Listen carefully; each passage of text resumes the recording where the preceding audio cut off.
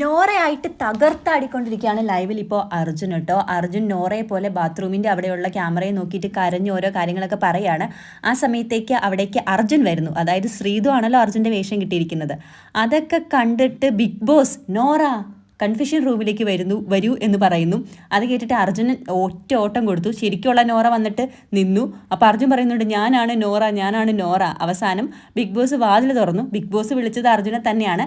അർജുനാണല്ലോ ഇപ്പോൾ നോറയായിട്ട് അഭിനയിക്കുന്നത്. എന്നിട്ട് ബിഗ് ബോസ് അതിലും വലിയ ആക്ടിംഗ് ആയിരുന്നു. ബിഗ് ബോസിൻ്റെ വേറെ ലെവൽ പരകായ പ്രവേശം.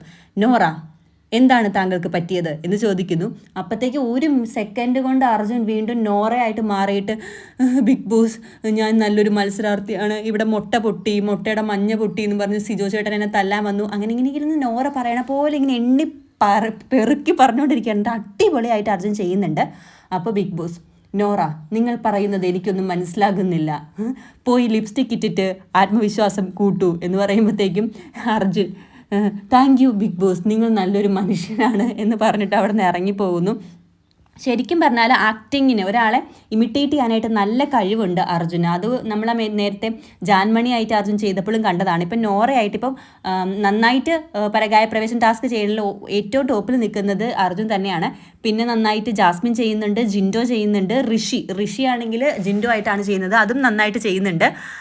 അപ്പോൾ എന്തായാലും അത് കേട്ട് പുറത്തോട്ട് ഇറങ്ങിയിട്ട് ബിഗ് ബോസ് എന്നെ വിളിച്ചല്ലോ എന്നൊക്കെ പറഞ്ഞിട്ട് ലിപ്സ്റ്റിക് ഇട്ടുകൊണ്ടിരിക്കുകയായിരുന്നു അർജുന്. അപ്പം എന്താണെങ്കിലും ഈ ടാസ്ക് ഇപ്പോൾ നിലവിൽ നല്ല ലെവലിൽ പെർഫോം ചെയ്തുകൊണ്ടിരിക്കുന്ന അർജുനാണ്. അർജുൻ ഫാൻസ് ഒന്ന് ലൈക്ക് ചെയ്യാനും കമൻറ്റ് ചെയ്യാനും മറക്കരുതേ.